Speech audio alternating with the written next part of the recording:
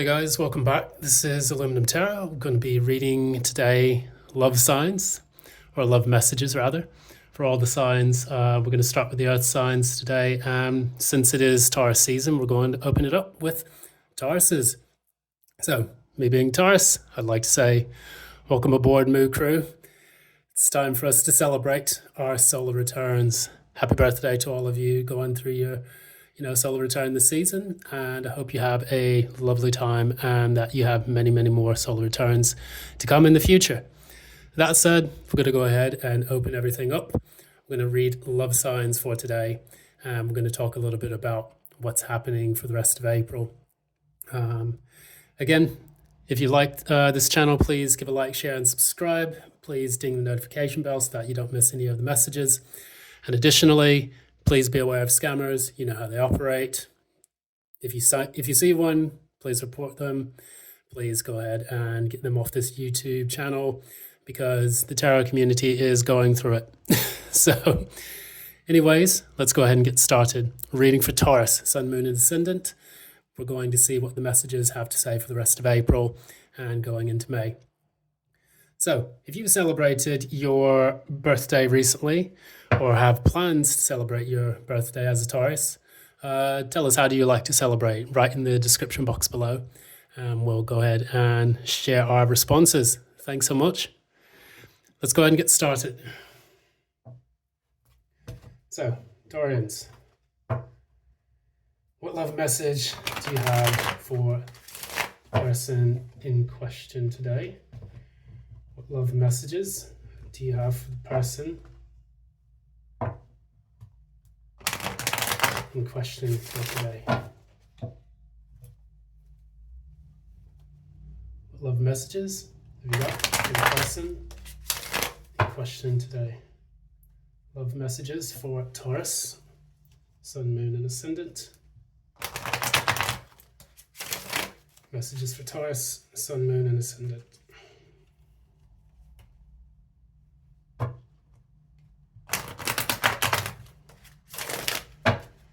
All right, Taurus, let's see here. I'm going to compare the energies, and then we're going to go ahead and just see what is likely to happen for the rest of April. Let's go. Mutual energy between Taurus and the person. Taurus's thoughts. Taurus's thoughts. Taurus's thoughts.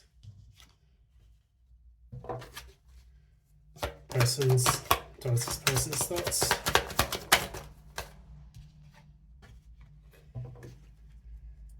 Taurus's feelings.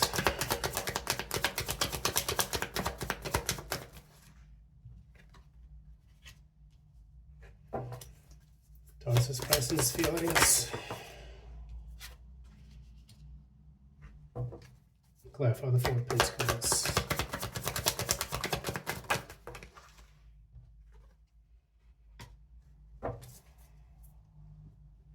Taurus's outward actions.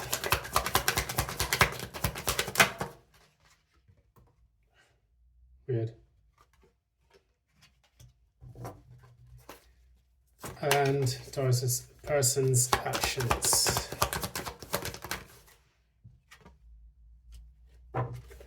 Likely outcome. Likely outcome for Taurus. Clarify this.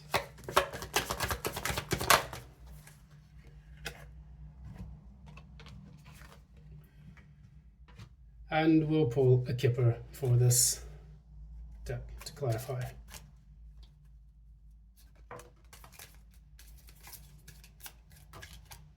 Okay. All right. So, moving into this reading, what we have here is a tale where we have two people who are dissolving the relationship. There's an extreme amount of disappointment shared between the two of you, and I'll go ahead and clarify why that is the case. Clarify the Five of Cups.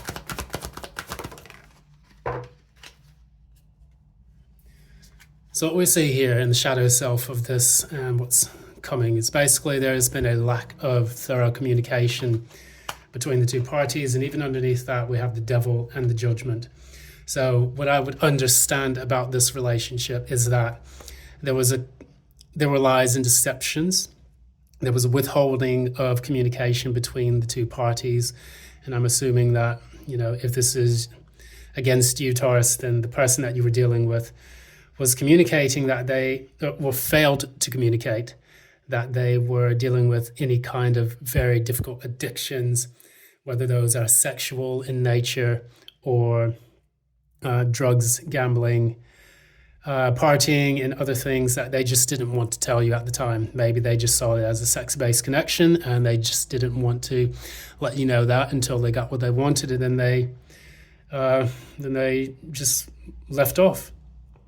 And then you made a judgment call on this when you realized the signs were, showing up, and this led you to, it was kind of almost like a divine intervention, like the relationship was meant to die off. You kind of saw the signs coming, but part of this is that there are two people involved in this with the devil card. And we do notice that, they are tied to this particular black box of Saturn, which is the restrictions, the fears, the negativity that pervades the relationship. And in essence, they're kind of like the inversion of the lovers, which is a choice, guided by the divine. So in that case, what we're seeing here is that, this was kind of the precursor to the entire relationship. It was a sex-based relationship. One of the people did not want to see it as such. The other knew exactly what they were doing when they got into it. And so that is what has caused a lot of the disappointment here. So what we see in your thoughts as the Taurus, we'll just assume that this is your side. However, please take the reading as it resonates. So whether or not you resonate more with the left or the right, please use your own judgment on that. So we're going to assume on the left column, which is designated for you, we see the Ace of Pentacles reverse as your thoughts. And so in this particular relationship, you saw this person as not being a very stable option. And you did not see that there would actually be, or maybe you found this out later, that the person was not going to offer you anything of substance. This is not a stable relationship. This is a relationship of passion. Maybe when the two of you got together, it was quite it was an exciting relationship. I don't necessarily see the Knight of Wands, but I do see that. You can clarify this, actually. Clarify that. Ace of Pentacles reverse. Yeah. Maybe there was a point in time where you communicated to this person that you did want something stable and long-lasting, but you didn't think that they would give that to you. So maybe you reached out to this person and said, hey, I want to see where this is going. I kind of like you, but I'm not really sure how I should proceed with this relationship. And I want you to clarify this for me. And you came to this person and wanted to get clear on their intentions with you. And this person did kind of let you down in that regard. So you saw it as not being a very stable option in the long run. And so for you, what you've wanted to do is to kind of reorder your thinking, possibly about what it means to be in a stable relationship. I'm seeing that because this is the Queen of Swords and the Ace of Pentacles reversed in your thoughts, that this kind of it left you with a bad impression, and it did put you on the defensive. You did want to go and get the information from this person that you needed, but once you did, you cut them out swiftly because you knew, as a Taurus, that you wanted something more stable, and this person simply was not offering that to you. The Ace of Pentacles reverse can also signal someone who is basically not seeing their value, and that in order for them to see their value, they had to get clear on what it is that they truly wanted. No longer allowing someone to put them in a position where they feel less than, or that they have to wait for love. I remember seeing some YouTube videos. I think it was from Sassy Scorpio. She was talking about in one of her readings that it's not a good idea to wait, because if a person is willing to put you in that position where they make you wait for love in that regard, and they don't know exactly what they want, or that they just play games with you, it debases who you are, because it leaves you as a commodity for that person to play around, and you're putting your power in the hands of someone who actually has no idea what they want. This can spell disaster for your own personal life and progress. You'll be waiting around for someone who is not a stable anchor for your life. On the other hand, you have, with the other person, they have the Page of Swords. So this is a person who can be cutting in their thoughts, quite immature with the way that they communicate with you. They communicate like a brat. So they communicate in a way that's cutting, to say the least, with the sword. But also they communicate in a way that doesn't show that they have mastered the art of communication itself. So they may be very slow to communicate. They may be a bit difficult when they communicate. They may use some very harsh remarks, things of that nature. We can clarify just to see exactly what's going on. Page of Swords reverse.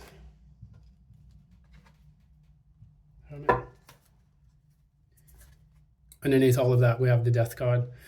But when I get the Page of Swords and then the Hermit reverse together, what this insinuates to me is a person who is unable to go inward and use their intuition properly. Because normally the Hermit in the upright is typically a person who is able to go within and find the answers that they need.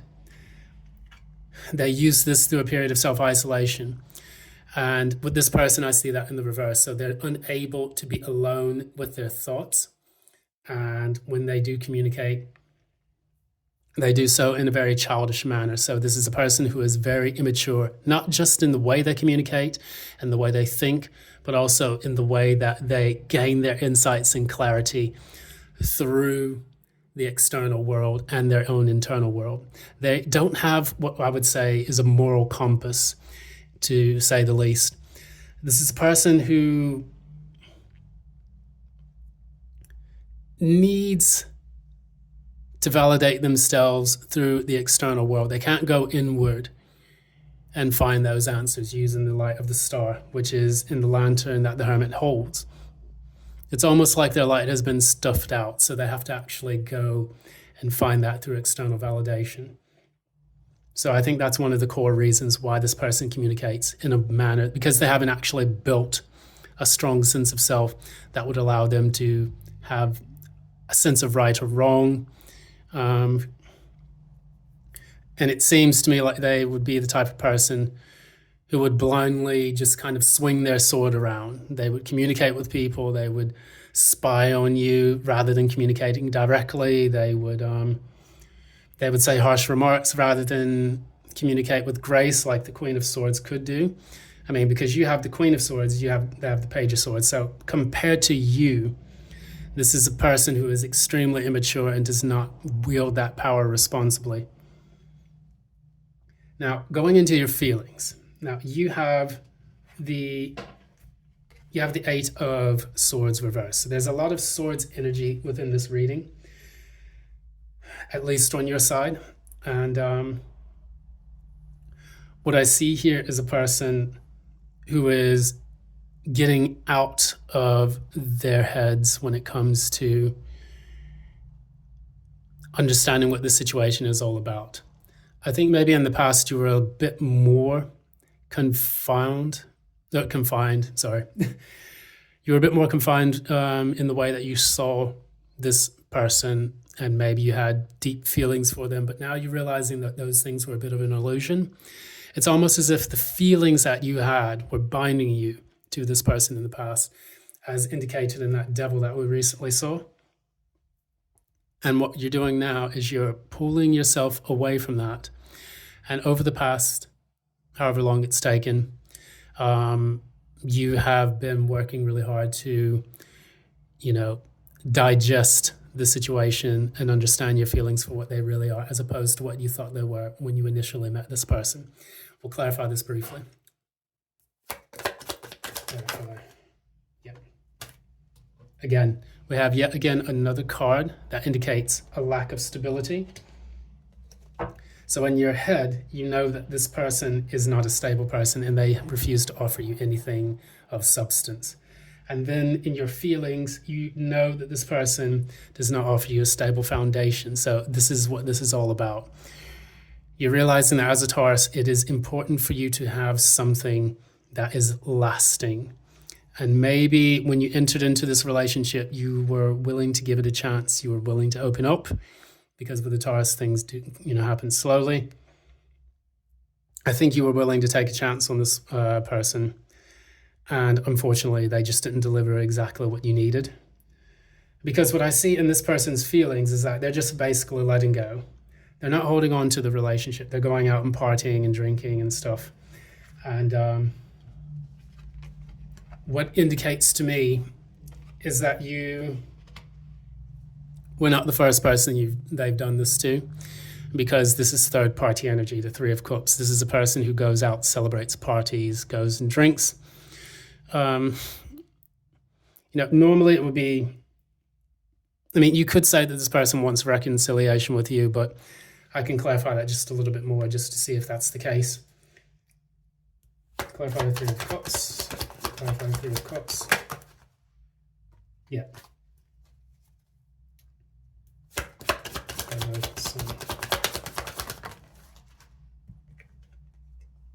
And there we have it.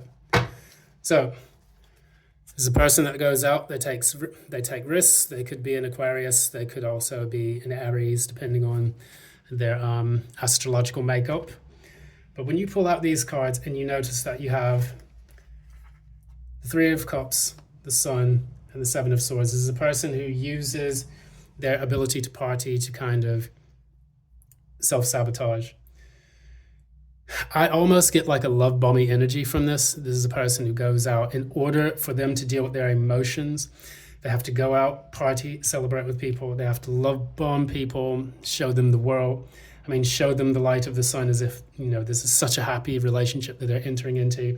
And then they eventually move over to the Seven of Swords, which is sabotaging the relationship. So, normally this is a very cold and calculated person. I wouldn't say they're narcissistic per se, but they do have a predisposition to running away from their problems with a bit of drink and with a bit of partying and things that don't necessarily address their problems head on. But what they do instead is they kind of like to play games. I see a bit of immature energy in this. This is the Sun. This is the most positive sign and the most positive card in the deck. But what I get from this person, I see them more as the child here, the innocent child. And they go out and they show that childishness when they are going out and partying with their friends. But it's all with the intention of being a bit of a heartbreaker. So you have been definitely dealing with someone who is unable and unwilling to resolve the issues in their life due to the fact that they would rather just run away. So this is more Gemini, Libra, Aquarius, more so Aquarius energy here. And, with this particular person, you're looking for the pentacles. You're not looking for just the fire and the water and the air. You're looking for groundedness, stability in a relationship. You thought, and this is the question that we can ask you, what was it that you saw in this person initially that made you think that this person would be a good, stable option? I would ask yourself that, because if this person is now bleeding out all of this negative energy and all of this childishness, what was it that made you attracted to her or him in the first place? And what lesson did they teach you about yourself in the way that you go out and find your relationships and who you choose to give to? Because you clearly see this person isn't stable. They're not giving you what you want. You are shutting down from them. But what was it initially that made you think that this person was a good option. So one of the things that I try to teach in all of the lessons that I give with the love readings specifically is that when we enter a love relationship, this relationship reflects who we are at the moment, and the way we respond to them and the way that we deal with them is a reflection of ourselves. I never want anyone to come to these love readings to say, oh, well, this person was a narcissist and this person did this and I'm tired of being hurt and I'm blah, blah, blah. There's too much of that on the spiritual community where people run to the love readings and they just want to have their emotions validated. I have been there myself. I have done it too. And I realized that over time, we have to take personal accountability for the people that we let into our lives. We have to have firm boundaries with people who show red flags and who show the signs that they are not suitable lovers for us. However, if we are constantly diving headfirst, no pun intended, into relationship after relationship and saying our hearts are being broken, the universe is breaking you so that you wake up and that you can see that you are having very porous boundaries with very low quality people and that you need to have a strict understanding of what it is that you want, so that you can then bring that into your life. I think that this is one of the most important lessons that you'll get and that you can take from this reading, because I do not want people to come. I mean, it's okay to express and say like, yeah, this person was bad. Yes, the reading resonated, things like that. But you don't want to become dependent on these these relationship readings to say, oh, well, this person hurt me and, it never seems like I get what I want and blah, blah, blah, blah, blah. You don't want to use this as a source of just validation. You want to be able to work through the reasons as to why these patterns are showing up into your life. Moving on. Sorry, not to get too preachy, but we're going to move on. In the very end of this, we have like the way that you're responding to this relationship. You've clearly cut off all communication. I'll clarify this. 8 of Wands reverse. And look, your show's back up, except this time in the reverse.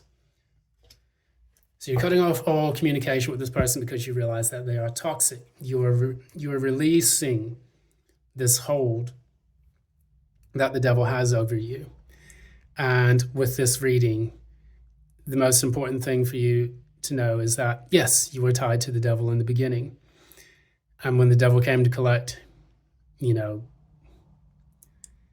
found that yourself, you were left alone, you were left abandoned. It triggered all of those wounds within you. And you had no choice but to confront those wounds. And again, this is the art of kintsugi that I like to talk about. You have been broken, yes, but now it's time for the light to come in. And so you're realizing that the devil that you let into your life, you're now getting over. And you're getting over by understanding it for what it is. It is an attachment. And looking at attachment theory and looking at things like avoidant, dismissive, anxious attachment styles, we see that perhaps on your end, there was a bit of an anxious attachment style that needed addressing so that you could have healthy boundaries and then find the right person later on. So once we take it and look at it like that, okay, what can I do to avoid the situation in the future without resorting to the extreme, which is, oh, well, I'm just going to avoid everyone. Oh, well, I'm just not going to date like that. Or, oh, I'm just going to have casual flings from now on. You don't have to take it into an extreme response to an initial loss. It's more important for you to just look within yourself and say, okay, where does my happiness lie? Do I need to worry or focus on relationships like this? Do I need to concern myself with people who are of a low vibration, who are coming in to steal my energy? Remember, your energy is like a currency, and the way that you spend it with people is what you choose to buy. So if you would choose to buy like, let's say, for example, a car, and every car that you buy has some specific problem with it. Not saying it's like a Ford or something, or if it's like a a Seat or something like that. But try to use your currency a little bit better to find something that's a bit more valuable to you. And you will realize that you'll be able to travel a lot further in life when you invest wisely in the people that you let into it. So for this person, we find that they are moving up. They're moving on from this relationship. We'll clarify a little bit more.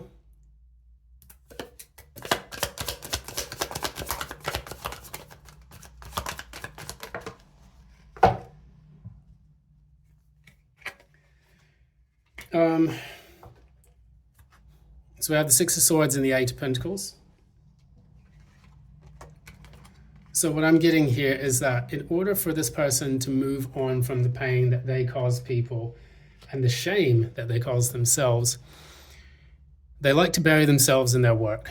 And this gives them a bit of comfort. So you have this person running away from their problems using the emotional, using the water. And then you have this person getting over that pain of what their actions create by focusing on their work. That gives them stability. So they're unwilling to give stability to relationships, but they're able to give stability to themselves in order to have emotional comfort.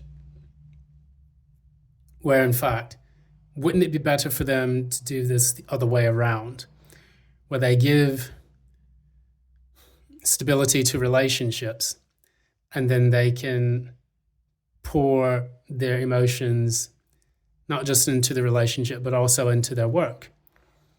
So it's coping mechanisms and more when they deal with this, when they deal with their love life or with their relationships in their life. It's almost like a person who is unwilling to see what's going on. I would almost say that with this Eight of Swords, you actually see this person as such of a character. And you find that this person is unwilling to see the forest for the trees. It's very difficult for them to actually look at reality square in the eye, the reality that they've created. One of the things I like to think about when we deal with certain people like this, I like to think of the demiurge. The demiurge in Gnostic traditions is a deity, is like what they call the blind deity. And I always get that message whenever I look at the Eight of Swords, because when we have that, this is a person who is bound by their own fears, their own uncertainties. They create the hell that they live on a daily basis. And with the demiurge, it actually creates the material world. It's seen as more of like a lesser god who thinks it wants to be king of the universe. And the problem with that is that it creates a universe of suffering.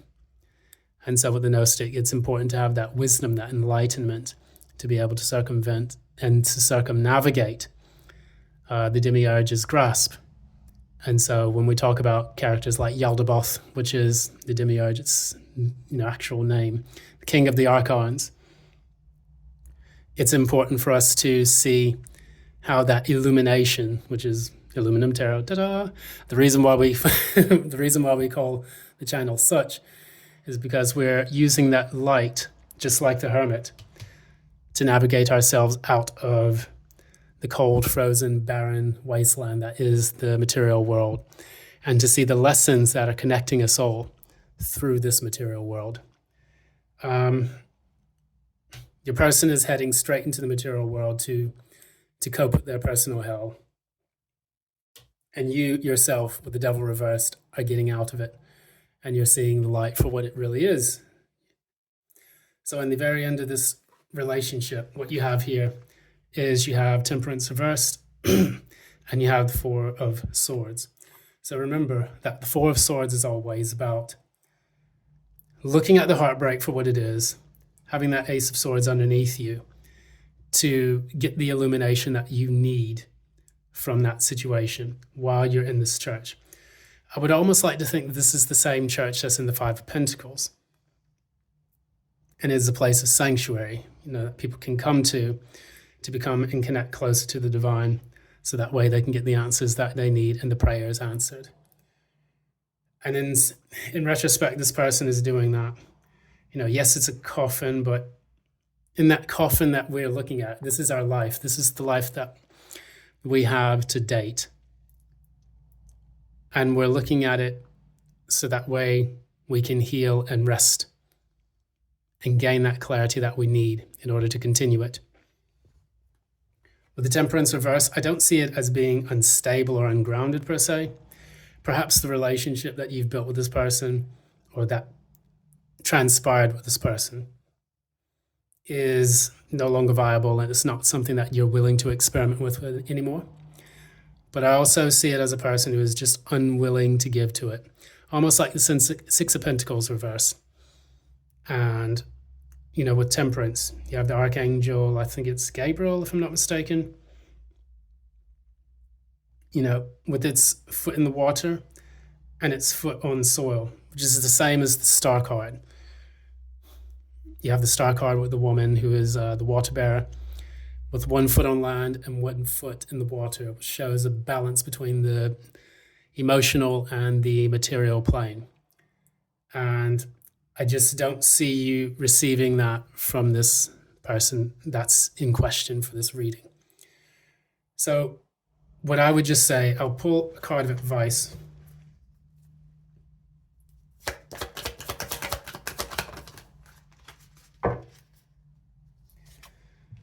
So you have the Ten of Pentacles and you have the Hierophant. And guess who that is? That's you, Taurus. The Moo Crew has spoken in this reading. So with this reading, you're advised now to focus on what matters to you in the long term, what you truly believe in long term. So the Hierophant in this card basically is the bridge between heaven and earth. This is what I like to show in these readings. So you have this 2 fingers up, as above, so below. And the Hierophant basically is the bridge that allows the divine to communicate to its subjects. And you have the 2 people learning their lessons here at the bottom with the keys to the universe right here. So what this card is telling you is, what lessons have you learned from this experience? And this is what we were speaking about before. Look back at what happened with this particular person that you have inquired about today. And think a little bit about what lessons you've learned from that person. There is still 2 people in here.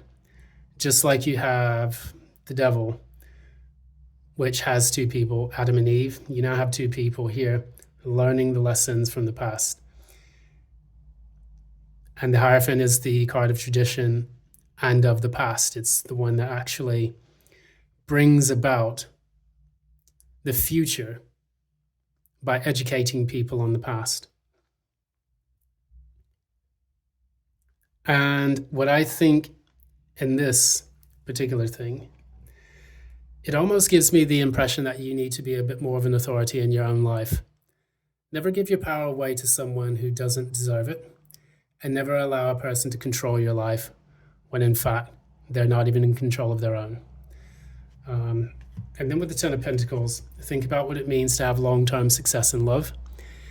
Think about what it means also to build your own legacy in relationships. Perhaps maybe you just need to focus on your work and your finance a little bit more, and to build a sustainable future where that can in turn attract a more suitable partner based on a bit more stability. Perhaps it's giving you the advice that maybe it's good for you to just kind of focus on building your own legacy. So that way, when you're ready to fall in love again, you can at least be a bit more discriminating when it comes to the next people that you let in. We do have here for the Kipper, we have hope, big water, and then we also have work, occupation, reverse.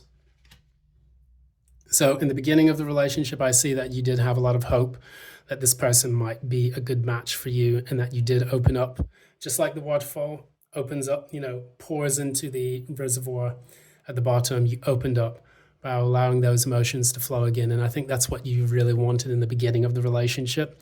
But as you saw that it was not a suitable match. Work occupation reverse, you no longer wanted to give to it or to work on it to build something of long-lasting stability because you didn't find it there. There's no point in toiling and laboring over something that will not yield any crop, because that's precisely what they're doing here. They're calling the harvest here, so that way they can reap the rewards in the future. When you see that there are no rewards in this relationship, it's time for you to move on. So that's pretty much it. That's what I see here. I hope this was useful for you today. This is again Aluminum Tarot. If you like the content of this podcast or this YouTube channel, please go ahead and give a like, share, and subscribe. And if you would also like any personal readings, please feel free to do that by looking in the description box below and finding out more of the information there. Thank you so much for allowing me to read for you today, and have a blessed time. Enjoy the full moon. Yeah, I think we have a full moon today, if I'm not mistaken. Today or tomorrow. Well, yeah, this week, the 23rd. Okay. Thanks so much again. And until next time, love and light.